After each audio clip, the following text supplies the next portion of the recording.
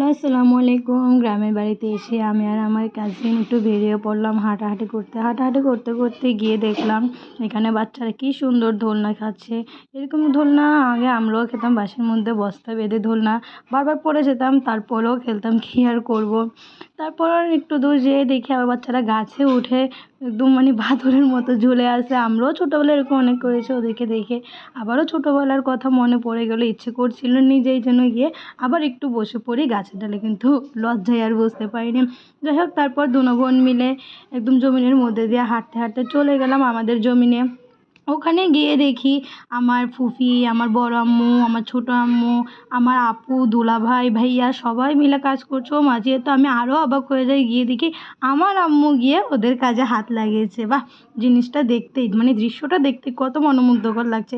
তারপর ওখান থেকে এসে একটু হাঁটাহাঁটি করতে করতে সামনে গিয়েই দেখলাম এখানে কতগুলো কলা বাদুড় বসে আছে। আহা, ফার্স্ট টাইম এই দৃশ্য দেখে আমার মন জুড়িয়ে গেল। তারপর আমরা আবার একটু জমিনের মাঝখানে গিয়ে কিছু শ্যুট নিয়ে নিলাম।